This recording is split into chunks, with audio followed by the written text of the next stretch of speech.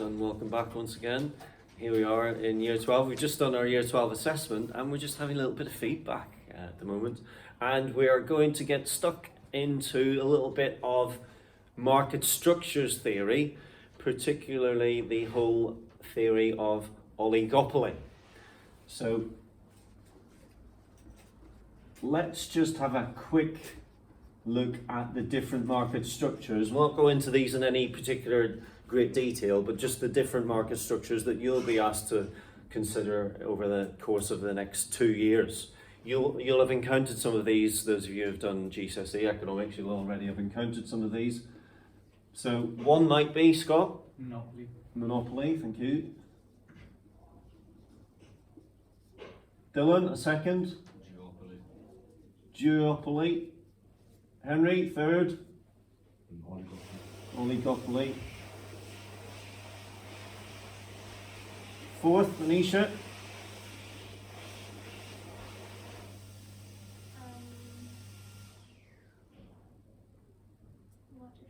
Dylan? Perfect competition. Thank you. Perfect competition.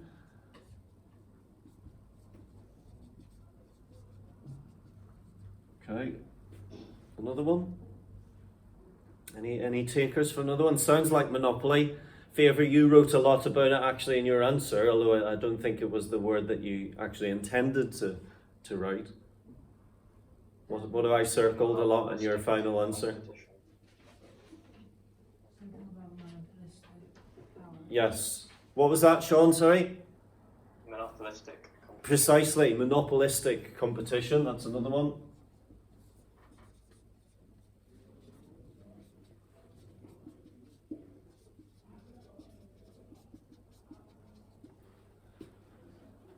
Now, what you must not do, you must be very, very careful in the exam in 2022. Do not confuse and do not write about monopoly when you mean monopolistic competition and vice versa. They are not the same thing. So you must always be talking about monopoly impacts, or if you're talking about monopoly, and monopolistic if it's monopolistic competition. Don't start confusing the terms. That's very easily done but incorrect. And then number 6, another one. Feel free, Sean, to jump in. I'll turn you up here so we can hear you better.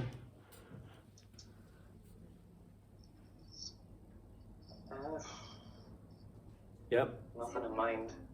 Say that again. Imperfect competition. Imperfect? Well, apart from perfect competition, these others are imperfect. So we would class all of those as imperfect. Okay, the final one is what's known as perfectly contestable. I wouldn't really expect you to know that at this point.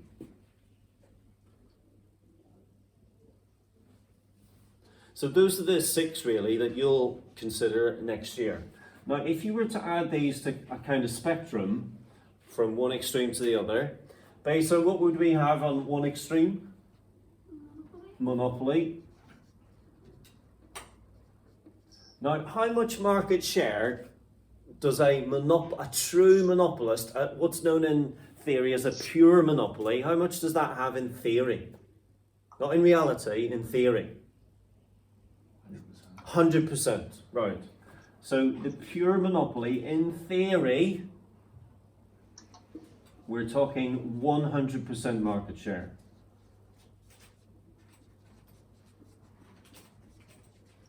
Now, in reality, which is what some of you talked about in your answer to this particular essay question, in reality, to have some degree of monopoly power, at least some degree of maybe price setting ability or output level restriction ability, you need to have 25%. Right, okay, now there's lots of variations in your answers on this, but it's 25, yeah.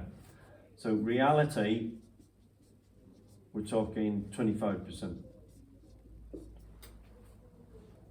Now on the other extreme, Henry, we would have perfect competition, or perfectly contestable markets are actually a substitute in many ways for perfect competition. So perfect competition slash perfectly contestable.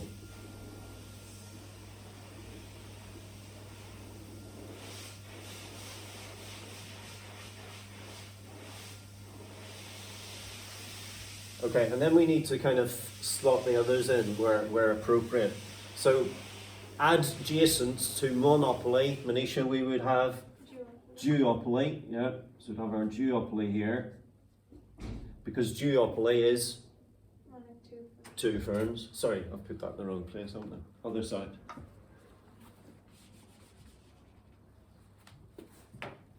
Yeah, so your duopoly beside your monopoly, your two firms dominating a particular industry. Okay, then we would have Nathan. Monopolistic competition. Nope. Oligopoly. Right, okay, so next we would have our oligopoly.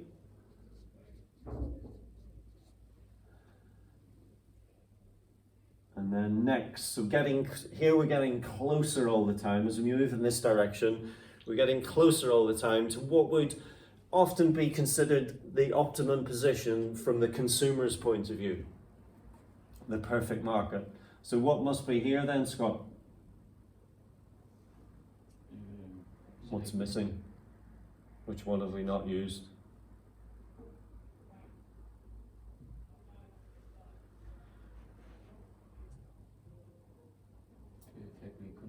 No, got it there. So we've done monopoly, we've done duopoly, we've done oligopoly, we've done perfect competition, we've done perfectly contestable. So this one must be monopolistic competition.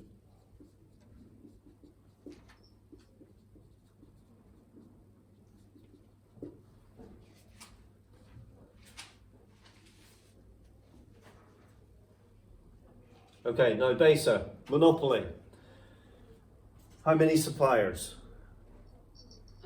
One. Right. So we're talking single supplier here.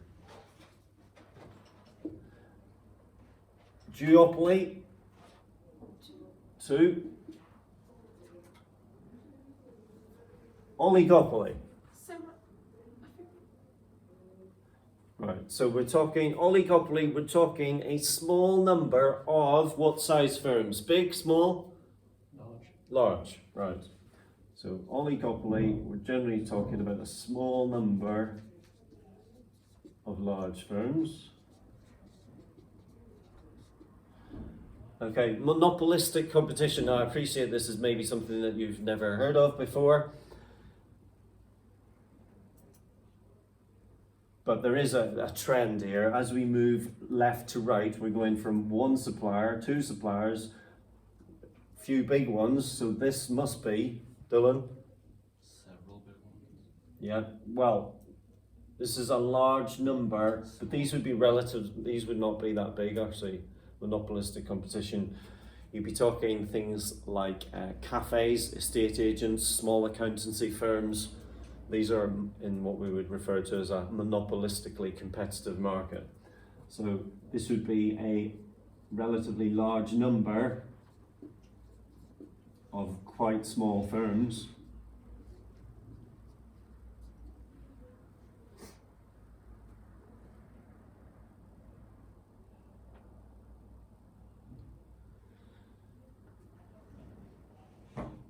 But one of the things that these relatively large number of small firms try to do from one another is they try to use what we refer to as product differentiation. So they're trying to distinguish one from another.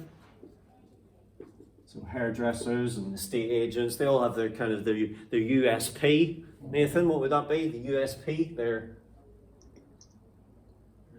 Sean?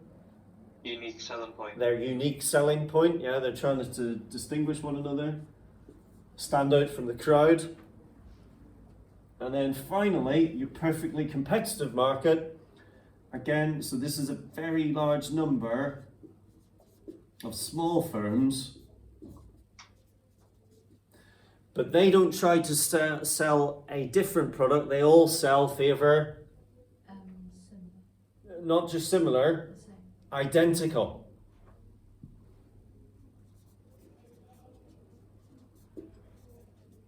Identical product. Now, what would be another word for identical? Substitute. Okay, yeah, they are in that respect. They are substitutes for one another. Have you heard of the term homogeneous before? Right, so they're all selling a homogeneous product.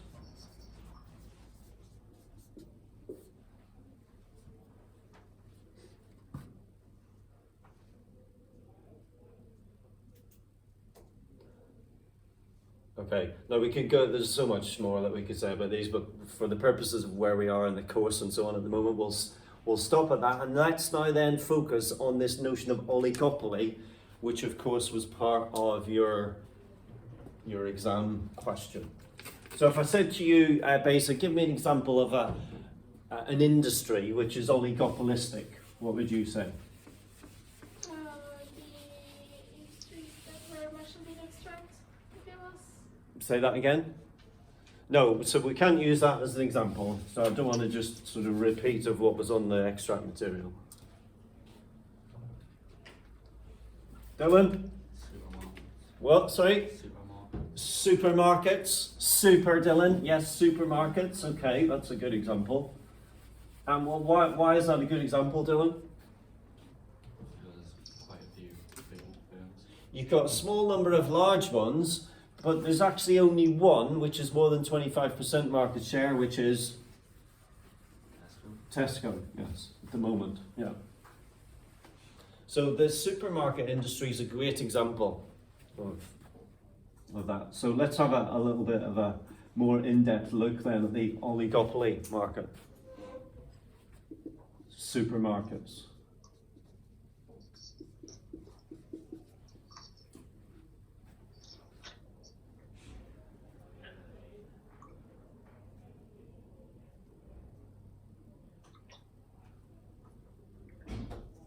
Now, what happens in the supermarket industry, and indeed in any oligopolistic industry, is very interesting in terms of price. And you might, for example, also think of maybe petrol retailers, another great example. Now, you might be learning to drive, some of you at the moment, I'm not sure. But do you have any idea how much a litre of petrol is, say at the local Esso? Henry? 40. What? £40 a litre? Blimey. And your car might take 40 litres. That's going to be an expensive fill up. Is it like around £1.20? Right, okay. Yeah, indeed, I saw it at the weekend, Scott. 109, which is a very reasonable price at the moment. £1.09. And so that was at Sainsbury's actually, Dylan. Sainsbury's. It was 109.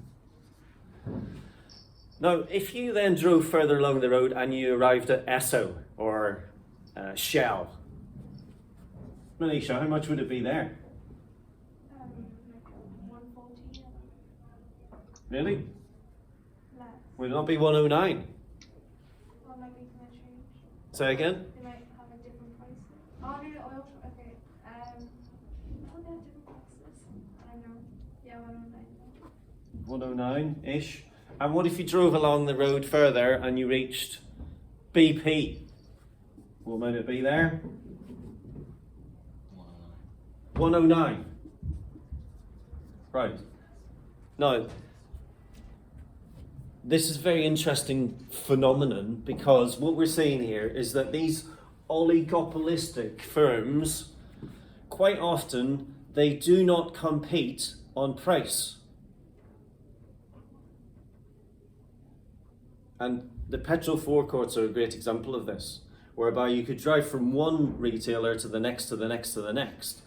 And it might vary 1 pence or 2 pence here and there, but generally speaking, we find in these markets, in oligopolistic markets, we have what is referred to as price rigidity, i.e. they're not competing on price. Now, can you think of a reason why Sainsbury's, Shell and BP would not compete on price, Nathan? So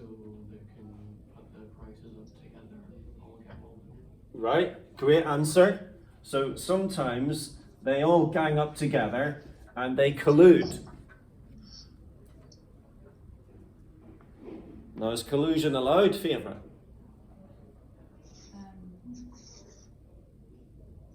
Are firms allowed to gather around, a boardroom table and say, cook up a plan to exploit us as consumers? Are they allowed to do that? Do you think? Is it legal to do that? No. So this whole notion of getting together and price fixing is basically what they would be doing. This whole notion of price fixing, this is not allowed. And the Competition and Markets Authority would come after the firms if they did this. There was a case between Virgin and British Airways a few years ago, and they got together and they fixed transatlantic flights between them. Now, the interesting thing is that the Competition and Markets Authority, what they say is, if you're involved in a collusive agreement and you then come to us, the Competition and Markets Authority, and you shop your collusive partner, we will fine the partner and not you. So you'll get off with it and we'll fine the partner. So there's an incentive there to kind of, what's the word I'm looking for? What's the word to describe that? Carrying on in the economy, or even just between one or two people, shopping, what's that called? Well, okay, not necessarily blackmailing, but you know what I mean. Okay, so collusion, right. Nathan, what another reason why they might not engage in a price war? Because if they keep competing, the price is ultimately going to end up lower. Okay, well, say I reduce my price at Sainsbury's to 105. What are Shell and BP going to do? They're just going to leave it at 109. They'll reduce theirs to 105 as well. They'll reduce theirs to 105, okay. So ultimately, will anybody gain any additional customers? Will you sell any more petrol? But will you lose revenue? Right, so it's a bit self-defeating. I mean, what's the point?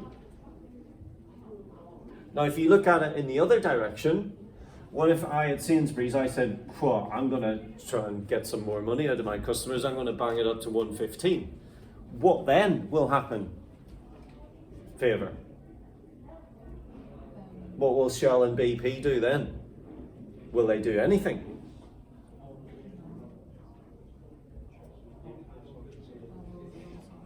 Say that again.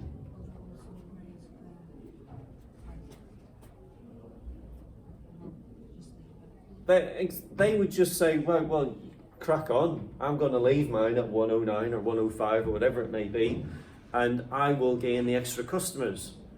So Sainsbury's will soon realise, this is pointless, and so they'll just bring their price back to the same as everybody else. So this is why we get this kind of very rigid prices.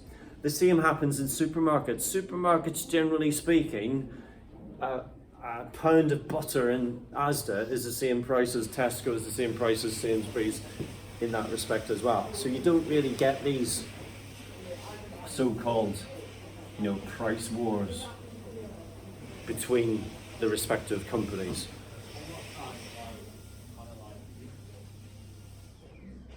Now, how do they win your custom then if they're not trying to get it via the price?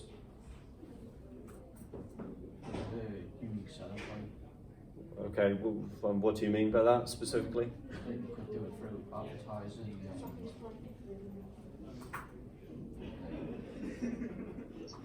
What do they all have now when you go to the till to pay?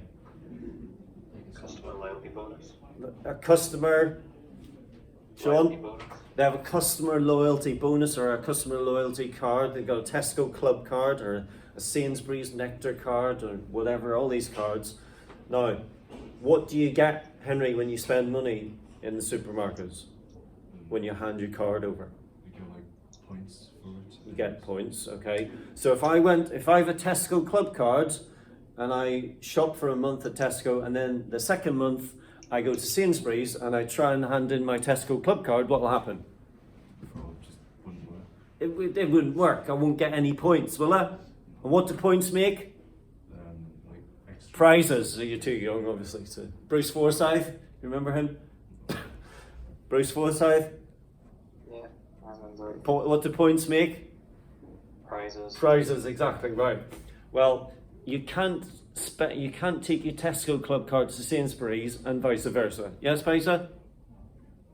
Okay. So they try and hook you in with these loyalty schemes whereby you think, oh well, I could go to Sainsbury's because maybe it's my local supermarket, but I've been shopping at Tesco for a year and I've got all these points, so I want to just keep getting my points.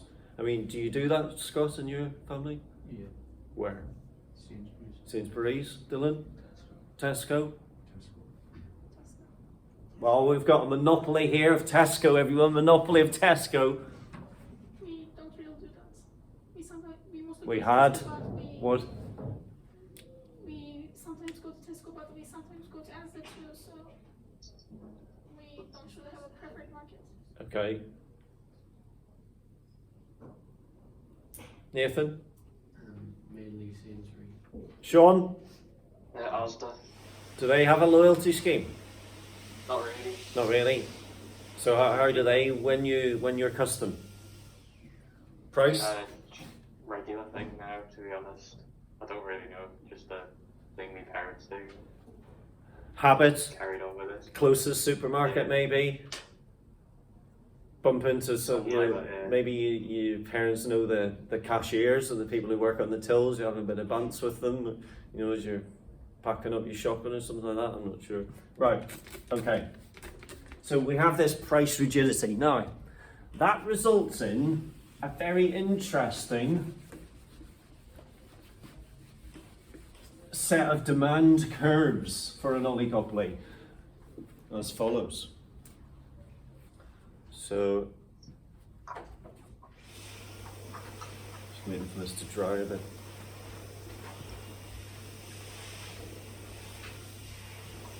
Now, I wouldn't have expected you to draw this in your answer to the exam question, but the oligopoly faces what's known as a kinked demand curve. It doesn't have a straight line demand curve, it has a kinked demand curve.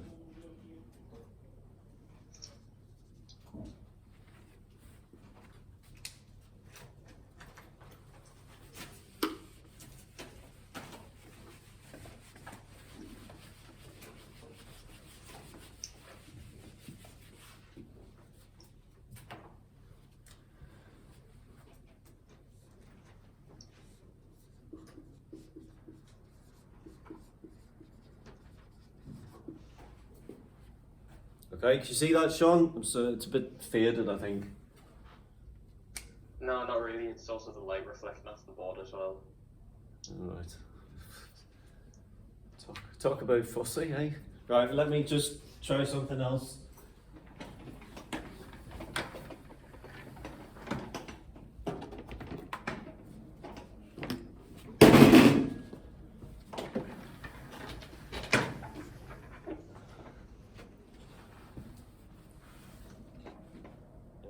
Right, what about that?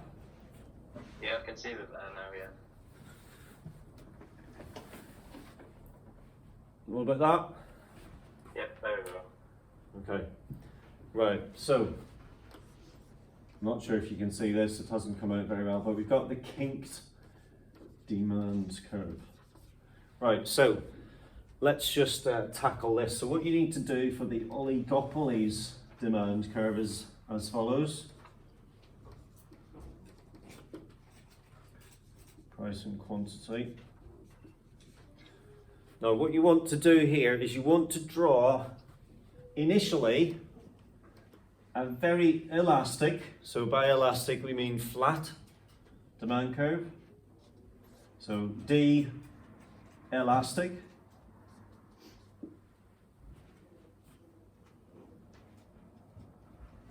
And then a much steeper one, D inelastic.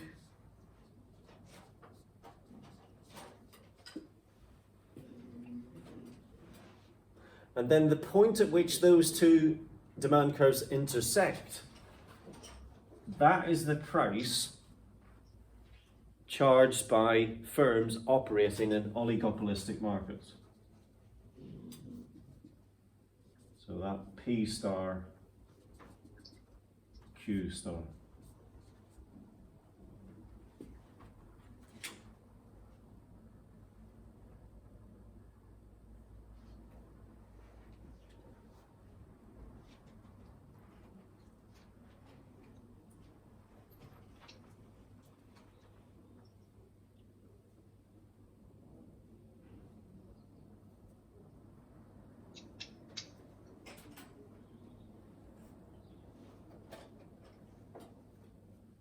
Now I'm going to rub two sections of these out. You might just for your own benefit, you might want to leave them and maybe just maybe shade them a different color or something. So I'm going to rub this section of the inelastic curve out, and I'm going to rub this section of the elastic curve out. So I'm left with this. So I would suggest that you leave yours and maybe just, shade that it was already there or something like that.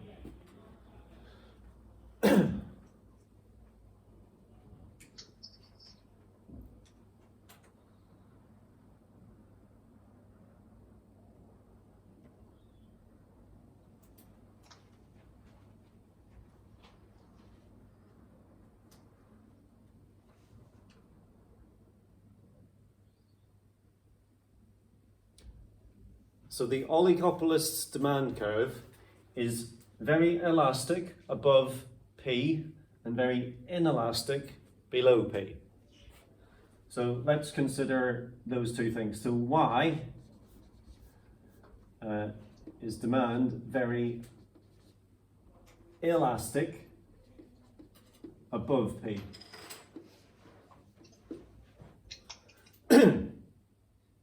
And we've already actually explained why. So anyone, any ideas why?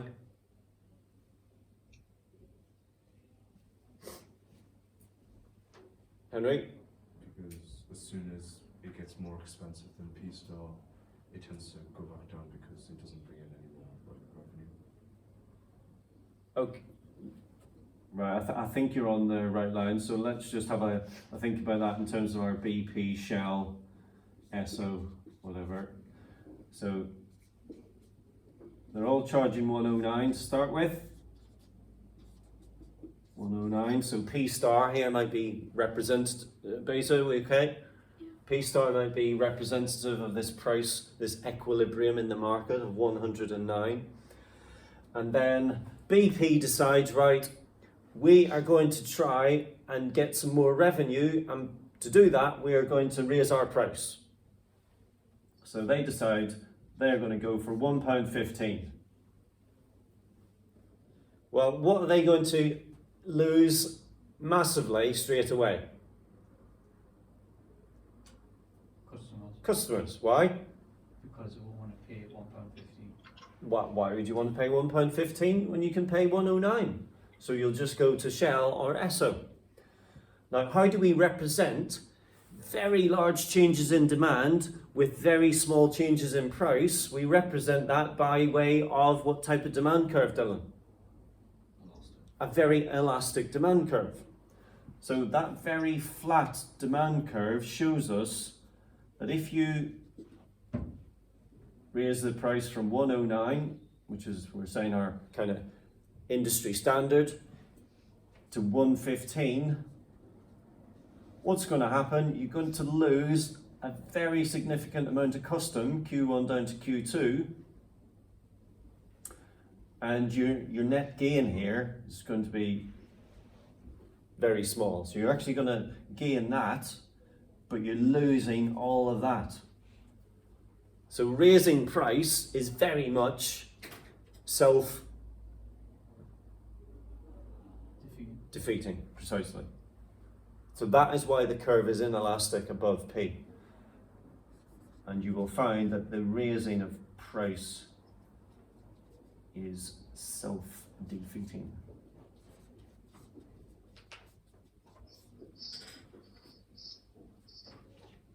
Okay.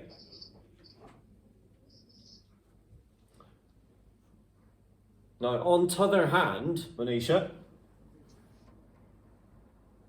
why would you not, if you were Esso or Shell or BP, why would you not think to yourself, well, a good idea might be to lower my price, because surely I'll attract more customers. Because you're going to lose out on revenue. So you're going to go same again. So BP, Shell, Esso, they're all charging 109. And you then think to yourself, okay, Shell, we're going to try and win over some customers, and so we're going to reduce our price, let's say, to £1 a litre. Yeah?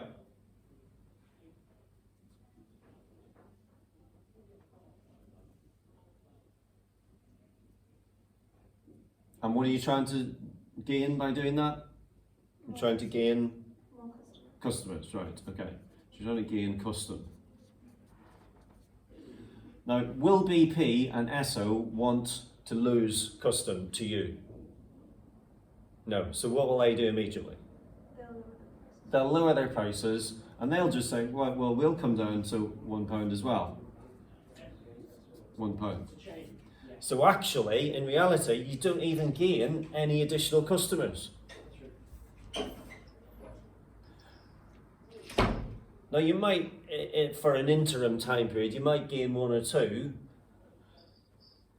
but you're not going to gain many because other firms are going to react and respond very quickly, especially given the ease with which they can get hold of information about what prices you're charging nowadays.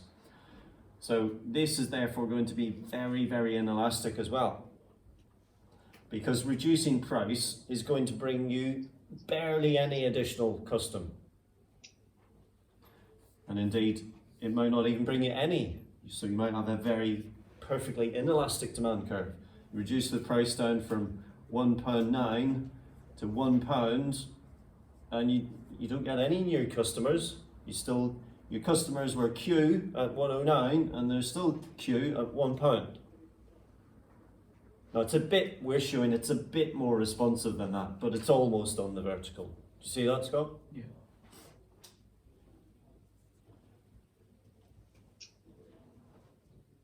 And again, Scott, we would say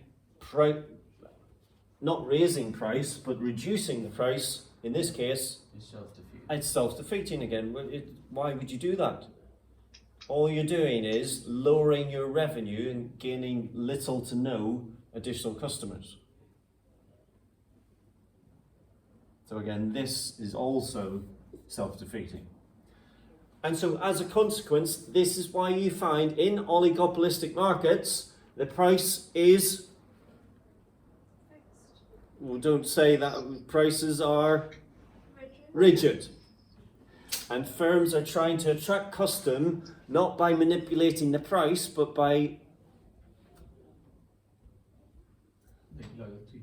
loyalty schemes and so on. So if I said to you, trying to attract somebody was using price competition, what would it be described as if you're trying to attract somebody using these other methods?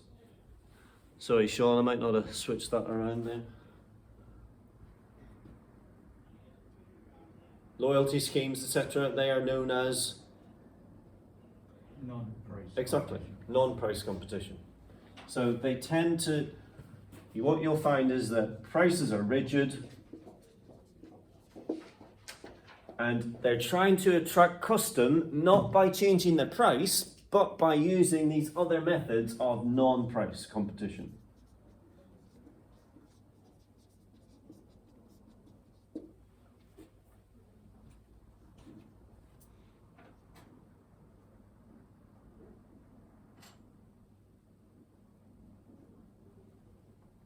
Yeah. But for like the supermarket industry, like something like a firm like Tesco, because they have like a kind of a monopoly status, they can reduce the prices, but other like firms might not. Like Iceland or something, they might not have that much of a market share. So in that case, it can be kind of price like competition. Okay, yeah, and certainly what you'll find is that some of the bigger supermarkets with big financial backing what they do is they run these things called loss leaders, so that, for example, milk and bread and necessities that we all need, what they'll do is they'll sell them actually at a loss. And the reason that they do that is that they're selling these so-called loss leaders because they know if you come in to buy a pint of milk or a loaf of bread, actually what will happen is once you're there, you'll just think, oh, I might as well do the rest of my shopping here. And you just do all your shopping in the supermarket. So yeah, there might be that aspect of price competition in various goods, but it's not going to be an across the board type price reduction. So like in the petrol, like the firms that would they have pretty much the same market shares? Like Esso, Shell, and BP? Yeah, and I mean, it is true, and you probably, once you start driving yourselves, you'll find this more, you know, it is very much the case that as you drive from one forecourt to the next, the price is very, very similar, if not identical. And they're trying to use other methods to kind of hook you in.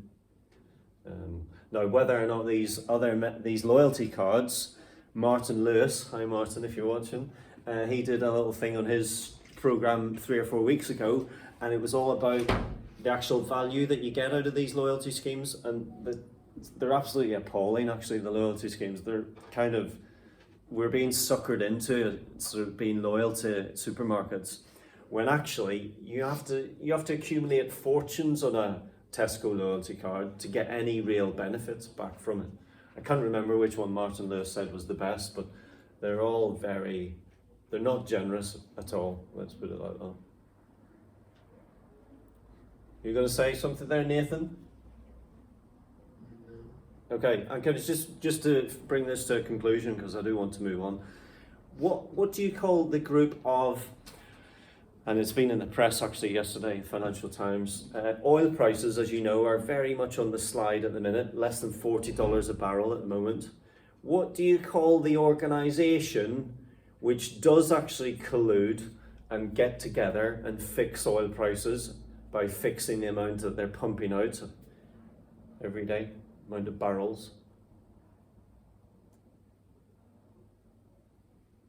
Dylan? OPEC, thank you. And what's OPEC stand for, Dylan? I'm not sure. Scott? Oil, Got it, yeah, okay, yeah. not sure the rest. Sean, OPEC? It's probably Googling it at home. So. No, of course I'm not Googling it. Oil producing, and they produce it and then they Export. So oil producing and exporting countries. Thank you. Yes. Now they do get together, as you know, and agree. Well, if the price was dropping, would you pump more oil or would you pump less? If you were Saudi Arabia, for example. less. So the prices go up. Exactly, you'd say, let's get together here, guys. Let's reduce the amount of oil we're pumping out. Let's reduce supply, because supply, if it reduces, there's S1, and you say, right, let's gang up together, let's collude, let's arrange this. Let's reduce the supply, and we can force the price of the oil back up again. So one would anticipate, I'm sure, in the coming weeks and months, that they will be doing this.